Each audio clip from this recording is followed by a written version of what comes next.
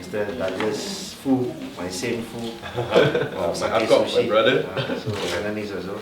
And good friend here, CC Ngei, awards winners of Malaysia. We have 3 questions each for our speakers. So I would like to introduce Mr. Douglas Foo, all the way from Singapore. Mr. Douglas now is having about 200 outlets, but the latest could be go up to 250 outlets. He has very golden notes with me when we have our breakfast in Singapore. He said that you want to drink coffee, you think of Starbucks. You want to eat a burger, think of McDonald's. Next, you want to eat sushi, would be Sakae. So I think this is our role model at SME. That's why all the way we invite our Douglas here with us. Okay, on my left hand side we have CC Ngei. How do you emerge as a world player of F&B vis-a-vis Singapore as a small market in comparison? Well, actually, to start off with, probably you'll be identifying the niche, the gap, such that you can plan all you want, but when you go into the job market, then the career that you want may not be available.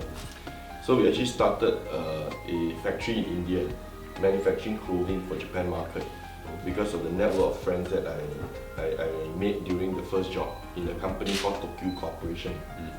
So when we decided to diversify to do food, because food is basic. So while technology can change, today people can buy things differently via e-commerce platform. People still need a place to eat. Yeah. So from civilization till now to the future, people will need real food. They can't do virtual food. So then we thought about what are the opportunities involved in the food business, and we saw Japanese food to be healthy, because the trend was people looking to dine in a much healthy manner. People are all beginning to be careful about what they eat. Japanese food is naturally healthy, and that's the reason why we call ourselves Sakae Sushi. Sake is like the Japanese rice wine, and the sushi is known globally, so that's why Sakae Sushi. And we chose a frog as our logo because frog signifies a new beginning in many cultures. Yeah, because in the sushi business, and you look again, it looks like the golden ingot. In the olden days, it looked like the gempa. So we're a very small company hoping to grow in a much global space. My wife, you mentioned that Singapore is a small market, so you need all the good elements. Then you look at the stomach with the surong, as our Chinese character with the head, it makes the number 8, which is fat. Okay. So all these good elements hopefully will propel us to where we want to be. Today you see me, you see my colleagues. I don't think any one of us look like the frog. You are the human being. Yeah, that's right. But we're all part of the frog. So some of us are the eyes. So we are the one that do the planning. Some of us are the smile, our colleagues that are fronting and serving the guests every day. Some of us are the body, the production, the procurement, the administration. So then when we come together, then we become a frog. Yeah. So this is where you talk about the teamwork, and this is where everybody plays a very important role in how we're going to bring our 30,000 frog prints around the world. So while doing that, we have a core value which is captured inside the color green, which is healthy dining and sustainable development. So with that, we started in Singapore in 1997 during the Asian financial crisis. So looking at the whole global market, you're looking at a population of at least about 3 billion people that is in that segment.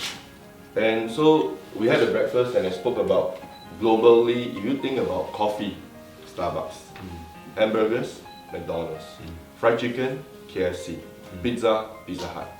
Now you put the 4 brands in this room now. Who from this part of this world can be in this room now? Nobody. Interesting, right? And what are these brands doing? Hamburger, coffee, fried chicken, and pizza. I mean, my mother also do very good fried chicken. Unfortunately, her fried chicken not as famous as KFC. So therein lies that opportunity that we can build a brand, and we should be building brands from this part of the world to bring it to the rest. Okay. Especially in the ASEAN context, I think there are 700 million with one of the largest growing population. The market is today in this part of the world. So that's why we actually took the harder route, the more challenging route, but it's sustainable. Yeah. Now he's an old timer, but what we see our CC for observing him for past 1 year.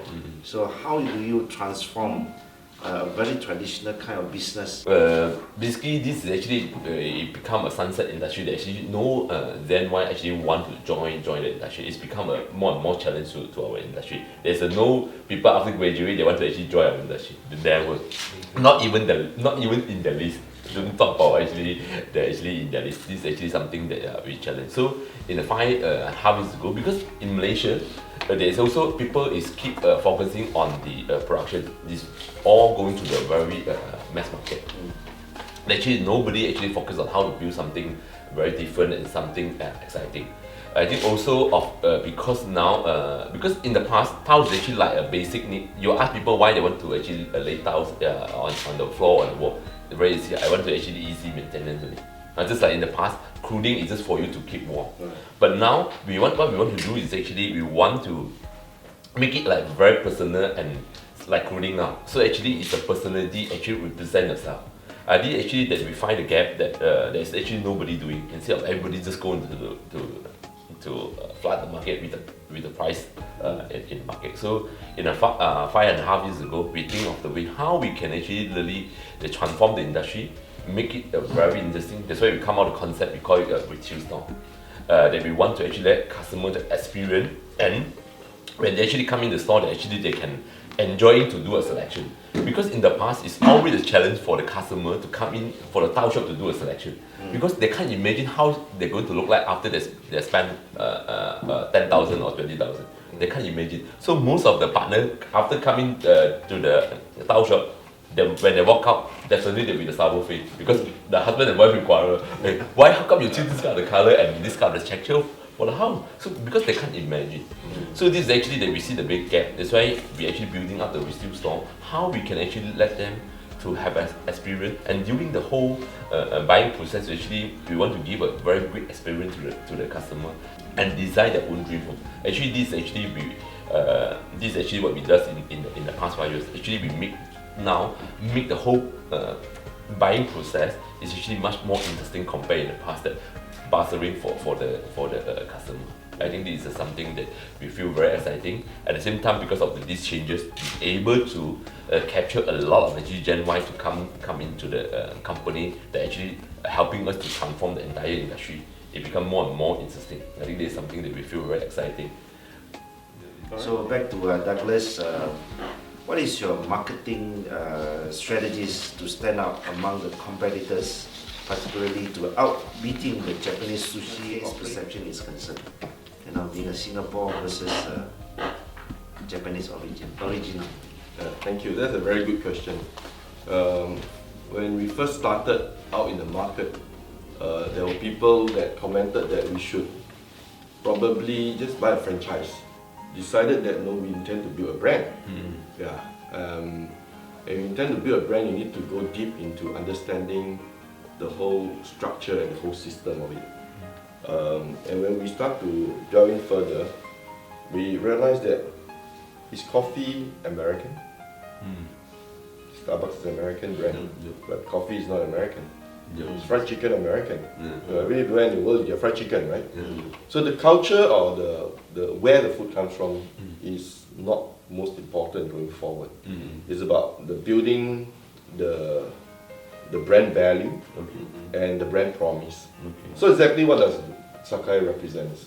But Sakae wants to bring Japanese food, which is premium, for certain demographics of society to the mass market. Just like coffee, fried chicken, that is very readily available to everybody in the world. But while doing that, we do not compromise with the standard. And so previously, we go to a cafe. You'll be brought to a seat. You'll be given a menu. You'll be given a selection of latte, cappuccino, long black, short black. You make an order. Then the order is made and it's delivered to you. Starbucks changed all that. Now you go there and look at the bread, the menu yourself. Right, okay. Decide yourself. You pay up. Last time people need to go to you and get your bill. Now you pay up. Then you quite walk to the other side and wait for your coffee. And you carry the coffee back to your seat. That kind of model, you can build 30,000 stores. If you're going to have every dish delivered to you, it's going to be tough. And that's why we started using that conveyor belt. Because every dish is delivered to you, not by a very pretty kimono girl who will have to squat down, open the door, go to your table, squat down, serve you the food. For that kind, we are not able to give you the kind of pricing. So how do we build a reasonable price but high quality? And so we use a lot of technology all around the world. Because in different parts of the world, for example in South Africa, Latin America, Australia, New Zealand, there will be different type of species that thrives in that environment. Because the different environment creates that different species. So we work very closely with the farms, understand exactly what do they feed the fish. Because there are fish feed and there are fish feed, if you know what I mean. That's why a certain type of fish could be priced this and priced that. Because from the genetics, from the very birthing of the fish, to daily feeding of the fish, to the whole supply chain, if you manage it very well, it's impossible to be at that kind of price. The Tsukiji market that you often see is just a pure trading hub. If you catch a fish and you want the best price for your fish, send it there. Because everybody will be trying to buy a good fish and they'll be bidding for the price. So that's the place you go to. So the Sakae Global Resource, we see that it can eventually be spun off to be in a business unit itself. And it helps to really manage our quality at the end of the day. Because at the end of the day, one of the key areas that we look at beyond just the scientific readings about the bacterial count, E. coli, the quantitative part and qualitative part of it is we'll go to a farm, we'll visit, talk to the guy the whole full day, and then at the end of the day, they'll say, today, this is the catch today, let's have this fish and have a meal together with your family. And if the guy, I have got better produce somewhere, you know that if they don't even eat the things that they produce, something is not right. And so that's why we use the philosophy of 己所不欲，勿施于人. Do undo what others do to you. The fish must be good enough for you, for your children, and my children. And that kind of value actually spread all the way to the guy that's producing. Because we can do all these things on the supply chain, but finally we still need a colleague at the restaurant end to prepare that plate. And so every plate that they produce, they've been trained, they've got all the tests and they've got benchmark, but they're supposed to ask themselves one final question. If this is a plate I produce, why eat it myself? Because the person out there is somebody's father or mother, somebody's son or daughter, or somebody's brother or sister. And we have got all father, mother, we've got sisters, brothers, we've got son, daughters. And how do we want them to be treated? Let's start from here. So when you do the right thing, when to do things right. So beyond just building a brand like all these Western alphabets or characters, we want this logo, the frog, to be the face, the brand promise, and with a soul. This is very important. And the fourth pillar, we actually started because I did an Eisenhower Fellowship in 2013. The Eisenhower Fellowship is a transformational program for me because the current chairman is Colin Powell. So we get to converse with him. The emeriti chairman is George W. Bush and Henry Kissinger. So some of the Malaysia friends actually was also at the program. One of my classmates, a fellow who was in the same course, is currently have been voted as the governor of the Bank of Thailand. So it was transformation because we gave her a chance to study what we want to study. So I took the chance to study two things. One, how to build a global brand in a sustainable manner. Because just now remember, if we put the four brands here, the global food brands, there are no brands from this part of the world that can be in the same league. So where are all this domain knowledge? Well, it's there. So that's where I took the opportunity to learn. And the other area that I was studying was capital markets. If you look at the capital markets today, Alibaba business is mostly in China. When it go listing, where did it go? New York Stock Exchange. Isn't it a bit funny? Because China, India, ASEAN today is half the world population. With all the fastest rising consumption income. Wouldn't this place warrant a very active financial market, capital market? So I got to meet a lot of fund managers, business officers, and that led to the setup of our fourth arm called the Sakae Corporate Advisory. Because ultimately, in order to build a 30,000 stores, we've got people, we've got the place, we've got the materials, but we still make money, right? So now instead of going out there to raise, we have created our own investment banking arm. So these are the things that we're able to do, but we can't do it for free. So Sakae Corporate Advisory will have to take a certain kind of fees or certain kind of upside, so that at the end of the day, we are actually monetizing our IP, our knowledge, our know-how. But while doing that, we are actually helping to fund our dream of 30,000 stores. So this is a completely new business model about how we can actually build our global dream, related to your first question about, it's a small market that we started with. So we need to be very much more innovative. Okay, so Douglas has been sharing about his 己所不欲勿施于人 as a philosophy. So it's quite great, just like it's a 良心生意 as for business. So come to CC. You know, you're winning so many awards. So you don't have to tell much. Then definitely they are some kind of good philosophy. You really impress. You know, people giving you awards. So what is behind all this? You know, what is, as Douglas said, what kind of philosophy, what kind of soul that you have in the company? I think at the end it's quite similar. I think we always think that, can you actually pass yourself about everything that you do, everything that actually you showcase, you want to sell or you want to showcase to the people, can you actually pass your own idea? If you actually use this for your own house, will you buy it? If the answer is no, probably this is not something that actually we can sustain. I think this is actually a very same philosophy that I think that we have. Yeah, because everything that we do, we always believe that use for your house, can you pass or not? This is always a guideline for us. I think it's very similar with what Douglas mentioned just now. I think there is a very good thing that actually we always in our mind. Alright, okay, as simple as that. Yeah. He wanted to be the investment banker, but he couldn't make it. But finally, he is in the capital market. So you have listed your company. Yes. Your first 5 years of operation. Yes. I think to many people it's a dream, and also it's a very impressive result. So how do you capitalize or capitalizing the capital market, and what should the SME prepare themselves for such a business model to fast and strong growing? When we first started day one, it was never the intent to just build a Japanese restaurant. It was to build a global brand that is synonymous with Japanese and with a soul behind it. And the approach is different, so we knew that listing was part of it, because we want to build a sustainable business model. And the beginning was not really to raise capital to do that. Yeah. We actually started in a slow, steady manner. And by the time we listed, we didn't just take advantage of the capital markets and go and show hand, so to speak. But we needed time to build the human capital. We needed time to get all the resource network on a global scale.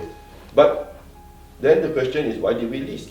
We list because when we went to New York to open shop, so far away, well, we have a restaurant in Singapore, and the landlord would say, I don't know you. I've never heard about you. Okay. But now that you're listed, oh, they check Singapore Stock Exchange, you've got stock code. Yes, I know you're a credible company. So when we opened our first outlet in New York on the Lexington 42nd Street, on the ground floor of Chrysler building, which was like an iconic building itself, we needed that kind of credibility to go on the global circuit. In fact, in Singapore, when we bought our first building, the bank actually asked, would you need to take some financing? And we were quite shy and said that, no, we actually pay you cash. Yeah. Today, we have actually gone on to leverage and know how to utilize it to grow the business. But we have actually taken a much more prudent approach. Because as entrepreneurs, you always start with yourself. You know, me, myself, and I. It's a team. Then you brought somebody onto the team, but the person don't work for fun. The person work because there's commitment to people, and that is the kind of responsibility that you will hold. And that's why I come from Hainanese family. And you know Hainanese family are very, very strict. So my dad is very, very strict. He scolded me for using 10 cents to call him when I was sick, when I was a very young boy, at like 10 years old. And he tell me to walk home myself. My father treat me kinder. So you're lucky. Yeah, so I learned the hard lessons, and I tend to save a lot. And that little savings pot became the initial capital. Yeah. And so today, I think for companies, they must have a proven business model. A lot of the e-commerce models are all breaking up because of the turmoil on the financial markets. And people are starting to realize that, hey, you cannot just throw money, and eventually that business will work. That's not the way. Okay. You need to have a proven business model, and thereafter, I think there are still a lot of angel venture capital out there. But we're interested to build credible business. And with the whole influx of the e-commerce, internet, World Wide Web, the connectivity, therein lies the opportunity which previously would be very costly in terms of supply chain, in terms of outreach, but today it creates endless opportunities for companies to globalize. Right. Okay. So having said with all these figures and money sign, so I think we come back to a softer approach that I noticed that CC with that. While growing with your business, how would you use a CSR to help the community? Visiting the old homes, do some sponsorship and all kind of things. But after a while, we think that how we can really build something very impact to the community. So now we actually step it in the three approach. One is actually the approach that we want to actually how we can impact the community throughout the people that we know, included our customer, included our supplier, everything, customer, friends, all these things, so that we can come together to help the community instead of only our own. Because this is something, alone there's not much thing that we can do. This is something that we always focus. Good example that we just do one project that we Dr. Michael Teo in PKT, that we tell all our friends and customer, every dollar you donate, we're going to match a fund to actually go and help the NEPA. So within a very short period in the Facebook, they'll be able to raise 350,000. This is actually powerful of the community. We get everybody come together to help. I think this is actually first part. Second part is actually talking about how we can actually build a sustainable CSR, because in the past you're just giving people a fish, they will never go and sustain. So we have to think of the way how we can actually teach people to catch a fish. I think this is something is always in our mind that we challenge ourselves how we can do that. So now we come out with a program that we call it Talent Academy. That's actually we're going to train this talent to become a professional. So why we want to do that? Because now in the talent industry, all the talent is actually so-called actually nobody feel proud to be part of the talent. Right. It's just imagine people who are actually making coffee in a coffee shop and people making coffee in Starbucks. Both of them making coffee, but one is barista and one is actually we call it coffee low or what. So they don't feel proud to actually work in the coffee shop. So now we have to change how we can actually build a professional talent or barista in town as a talent. So we want to actually bring the whole program. It's actually 6 to 8 month program that actually will be funded by our foundation, that we want to actually bring this lower income group become a medium income group, middle income group. At the same time, how we should bring them become a professional. I think this is something that we feel very passionate that we want to do that. So this one, I think by the first quarter of next year, we should be able to ready by our academy that we can actually start coach the students so that we can actually train them to become a professional to build a sustainable CSR. Because now, as our retail stock getting more and more in the nationwide, so that we can actually introduce a lot of customers who need the professional talent, so that actually we can introduce the business to them, so that actually they can sustain. So this is actually how we want to build a sustainable CSR. So the last part is actually another also very important, we call it internal CSR. Because we also always believe that CSR must start from the internal. You cannot go out to help others and yet our own community actually is suffering. Right. So in Feruni also have one very simple philosophy, is that 20% of profit we actually will be distributed by all our internal staff as a bonus. Also, we have a lot of internal CSR program, like recently the GST, because it's going to impact all the lower income groups, so that those who actually below 3,500 actually we give one-off 500 to actually to ease their burden. And also recently, because of the depreciation of the currency, toll all increase, I think everybody suffer, especially those who earn below 3,500. We just give another 750, I think yesterday, so that hopefully can ease their burden for the short period. Because before actually we can actually move them to the next level, now actually is a critical point for them. Because those who actually earning 1,000-2,000, I don't know how they can survive. So as a company point of view, this is actually what we think that we should actually help them in this critical point. No doubt, we also get affected due to the currency impact. This is actually how we actually put in the three pillars: the community, our sustainable CSR, and our internal CSR. This is actually how we run our program as far as concerned as Feruni. In a way, you are contributing to the society, community, but in a way also you are helping your business to grow. So it's very much interrelated. And I think it's very impressive about you helping those low-income groups. It's a very timely, especially in Malaysia. Is very appropriate rather than many SMEs like they have a negative thinking on how to counter, but in fact you already have a strategy, your program to counter, to help other people, and with word of mouth and come back in your sales and business development. Okay, I think I have completed these three questions, so I open to the floor Q&A by the journalist. How you actually become 成为别人的祝福? When you can actually help others, they actually somehow rather actually you will get a benefit by end of the day. We don't know what will going to happen by end of the day. This is also from the Bible that we will allocate 10% of our income actually to the church. This is actually the same concept that we apply in our business.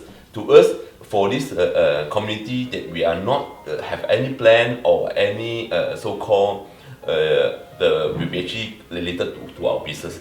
Whatever we come back is, to me, actually is a bonus. We actually have never thought use this as a part of my strategy or part of my income to bring more business to my company. Because if you actually have on mind, you will probably very suffer, because you don't know when you will come back.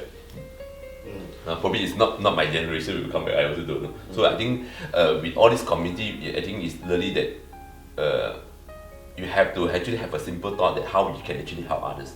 I think there is a basic simple philosophy, instead of you actually expecting the return back to the company or your individual. I think this is something from my side. I don't know how about you. My dad is an engineer. My mom is a housewife. So as far as I'm concerned, and if you look at how our organization has actually approached the whole business, I think I'm not a businessman. And I look myself as a professional.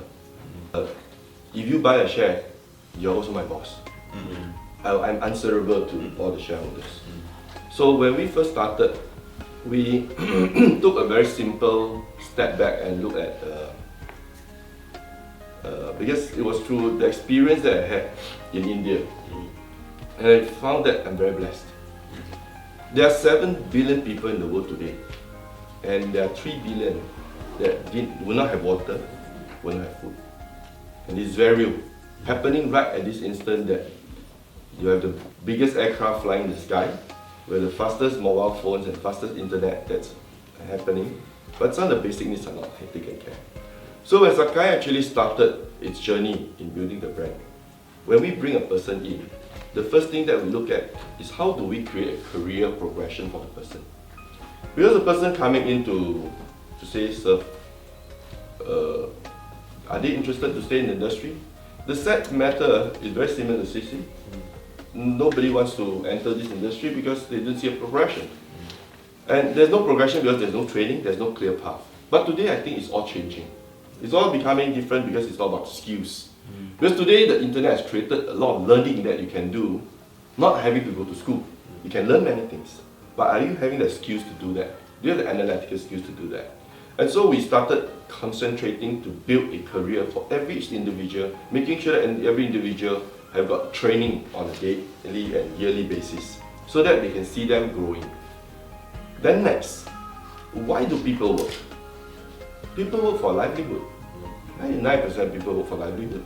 You don't have to work for livelihood, you are blessed. You're more blessed than anybody because you have got maybe your father is called Richard Branson, so obviously you don't have to work. Or a granddaughter of Conrad Hilton, they don't have to work, right?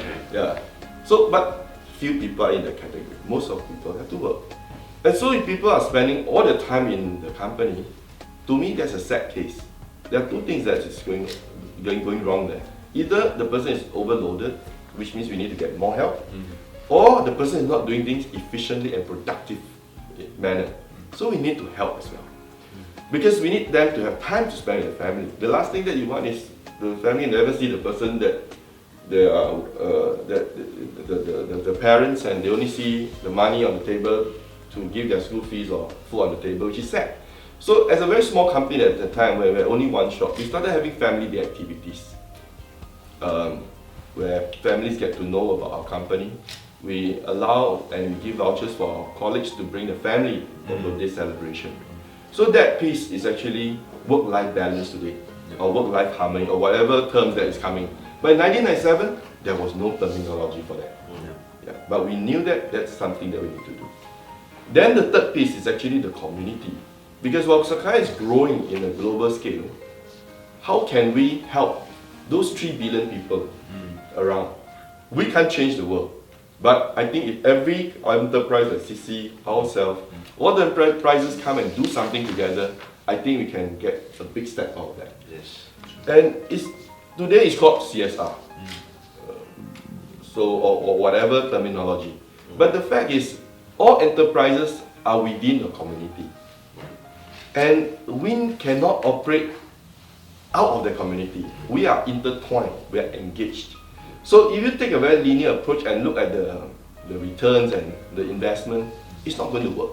It doesn't make sense. It doesn't make sense to even set up to train people, because where does it come from? Some companies say, I'm training my people, but my people are being poached and they're going to the industry. But at the end of the day, we're upgrading the industry. Precisely. Look at it this way, we were trained. I mean, today all of us can read and write. But many years back, there were many people who didn't have the opportunity. But because we have that opportunity, let's do something about it. I actually spoke in US to some students from Masters, PhD, and I asked them a simple question. If a person lived to 100 years, how many years are we talking about? And they said, 365,000 days. The answer to that is 36,500 days. I've probably used up 10,000 days of my life. So how much am I left with? If I live to 100, even if I live to 100, I don't know, 20 to 30,000 days. Is that a lot? That's not a lot. All of us came as babies. I've got 4 boys. The names are Donovan, Dominic, Donahue, and Donegan. Why? Because I want them to do something in their life. Because we didn't come to this world because somebody called our mother had to carry us for 10 months. And it's selfless. And so if you ever say you love your mother, say it. Because I think they are the greatest people in the world. Because they have to carry them. Because I've gone through with four times, and every time is different. That's why I want them to do something in their life when they come. Because at the end of the day, wherever we are, whatever we do, the chapters will finally close, we all live the same way. And so if you understand that, you realize that, hey, this is enterprise building, and it is part of the journey. In times of war, you prepare for peace. So likewise, if you use that for economic cycles, there could be a downturn now, but the upturn could be around the corner. So you've got to get yourself ready for that. And if you talk about depreciation and currencies, you take a longer term view and you have got faith and confidence in the infrastructure and the economy itself, especially the AEC coming to fruition by this year, 2015. I'm actually a Singapore representative on the ASEAN Business Council. So there's a Business Advisory Council comprised of 3 representatives from each country. So there's a lot of work, and I applaud Malaysia for doing all this work in there, and it's fantastic. But I think more could be said about that, and more could be presented not just in Malaysia but in the whole ASEAN context.